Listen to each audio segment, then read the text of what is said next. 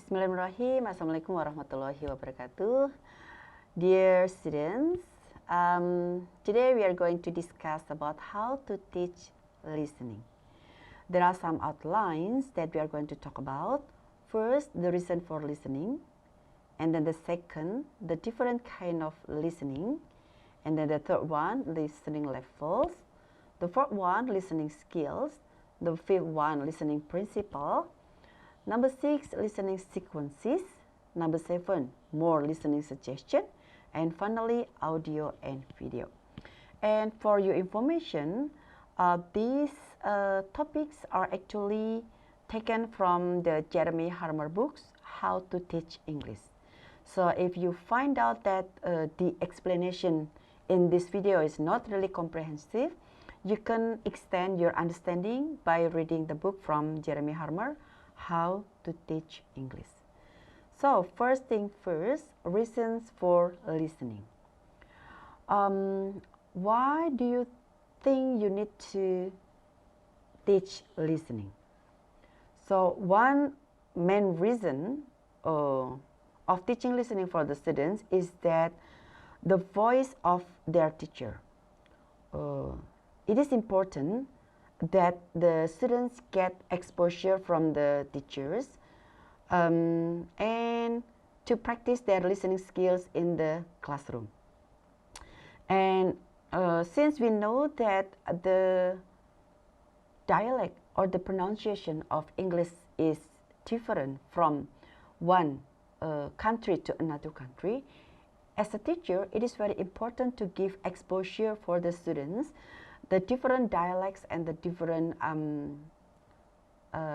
pronunciation that may emerge from the English listening. So that's why teachers need to teach listening, because the students need to find out the exposure.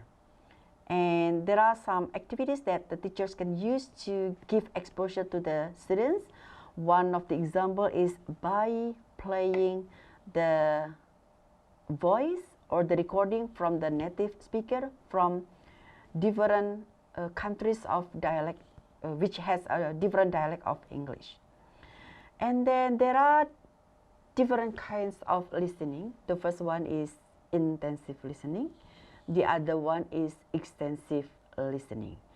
And in teaching listenings, the teachers can give sources such as from CD, from tape recorder, from MP3, from YouTube, from video, and many other resources. And in regarding the listening levels, teacher should be able to decide whether the students should listen to the authentic material or not. So in this case, the authentic speech is a speech that not spoken just for language learner, but the language spoken for native in the real environment.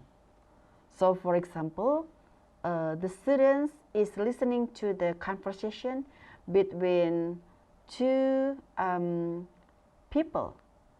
The one is the driver and the other one is the passengers, and this conversation happens in the real context, for example in the bus station. And listening skill. Students need to be able to listen to a variety of things in a number of different ways. In the first place, students need to be able to recognize paralinguistic, such as an intonation, in order to understand mood and meaning.